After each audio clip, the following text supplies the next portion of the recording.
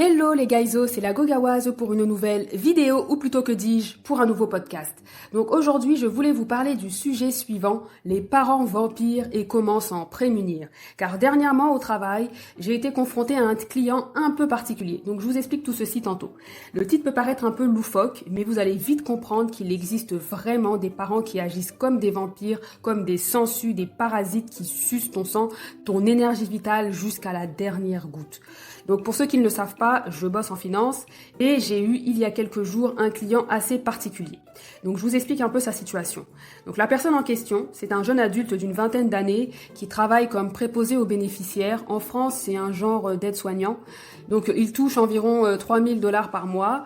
Célibataire, sans enfant, il vit encore chez ses parents qui vont bientôt prendre leur retraite, mais qui lui font payer 1 500 $ par mois pour vivre sous leur toit. Donc j'ai halluciné quand il m'a dit ça. Évidemment, ce sont des parents noirs, des parents afro. Je ne dirai pas le pays pour ne cibler personne ni aucune communauté, mais dans le fond, la moitié de sa paye part pour payer le loyer, l'électricité, Internet et la nourriture. Donc au final, il ne lui reste plus que la moitié de sa paye pour vivre. Sachant que ses parents ne sont pas non plus en situation précaire, actuellement le client était vraiment en difficulté financière, car en plus il a pris un crédit à la consommation pour aider ses parents. Tout ce qu'il ne faut pas faire. Ainsi, moi, dans le cadre de mon travail, je devais réorganiser son budget et voir les solutions qui s'offraient à lui pour qu'il se remette sur pied financièrement. Alors je sais, il n'y a aucun mal à aider ses parents financièrement. D'ailleurs, quand on est à l'aise dans la vie, c'est très normal d'aider ses parents, surtout lorsqu'ils éprouvent des difficultés financières. Je n'ai aucun problème avec le fait de contribuer aux charges familiales quand on est plus grand et qu'on a un salaire, mais il y a quand même des limites. On ne peut pas déshabiller Pierre pour habiller Paul.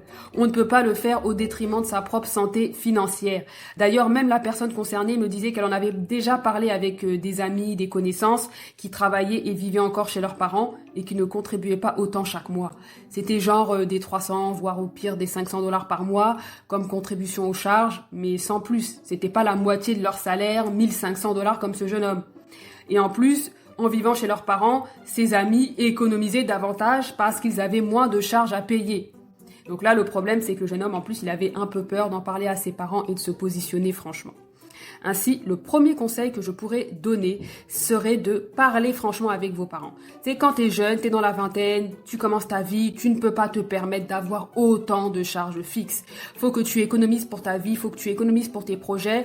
Donc, comme je l'ai déjà dit, je suis pour le fait d'aider ses parents, d'aider sa famille aussi financièrement si jamais ils ont des problèmes, mais ça doit être ponctuel et ça ne doit pas non plus être un aussi gros montant. Faut pas non plus aller se ruiner. Tes parents doivent comprendre que tu as la vie devant toi, que tu as un avenir à construire et qu'ils doivent te laisser vivre ta vie, ils doivent te laisser économiser pour tes projets. Ça, c'est la première des choses.